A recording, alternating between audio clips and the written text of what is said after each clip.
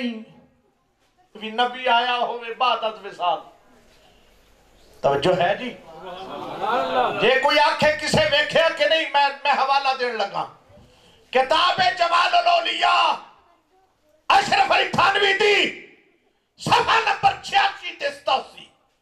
کتاب الحاوی للفتاوی امام جلال الدین سیوطی دی صفحہ نمبر 666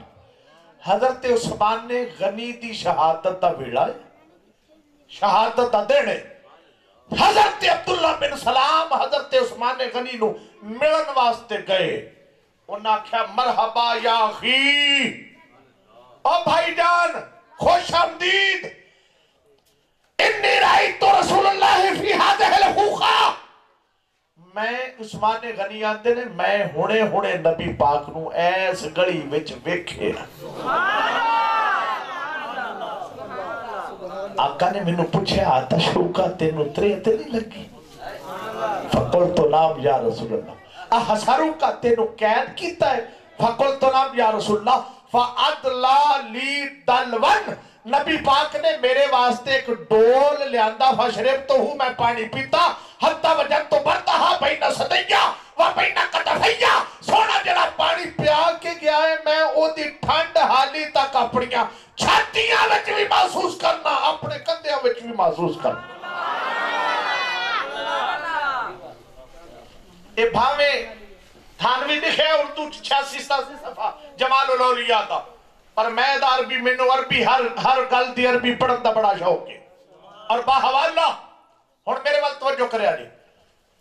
کنے دنہ بعد سرکار آئے وصال تو 24 سال 8 مہینے 12 دن ہو گئے سن نبی پاک دی تدفین ہویا دفن ہویا 24 سال 8 مہینے 12 دن بعد آمینہ دا لال تشریف لے چلو تو سرچ کر لیا جی جدوں سرکار دا وصال ہویا نا حالی دفن مبارک نہیں ہویا جناب ابو بکر صدیق نو خلیفہ بنا دیتا گیا میرے وال توجہ کریں 2 سال 3 مہینے 10 دن جناب ابو بکر دا دور خلافت رہا ہے دور ابو بکر صدیق مکیا ہے جناب عمر فاروق دا دور شروع ہو گیا اور سیدنا عمر فاروق دا دور 10 سال 4 مہینے 6 دن رہا ہے دور عمر فاروق تو بعد جناب عثمان غنی دا دور 11 سال 11 مہینے 28 دن اور ایک دن آخری سی جناب عثمان غنی دی خلافت دا گویا آپ دے نبی پاک دے وصال کیتے ہیں اے ٹوٹل بڑھتے نے 24 سال 8 مہینے 12 دن تے جیڑا نبی انہیں سالاں تو بعد خواب چ نہیں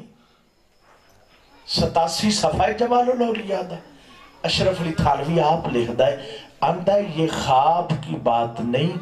بیداری کی بات ہے کیونکہ اگر یہ بیداری کی نہ ہوتی خواب کی ہوتی تو اس کو کرامتوں میں شمار نہ کیا جاتا اس بات کو کرامتوں میں شمار کرنا دلیل ہے اس بات کی کہ نبی پاک عثمان غنی کی خواب میں نہیں آئے بیداری کی حالت میں آئے گیڑا نبی 24 سالہ 8 مہینے 12 دن بعد حالت بیداری جو عثمان غنی کو آ سکتا ہے وہ آمینہ دلالے تھے بھی تشریف لیا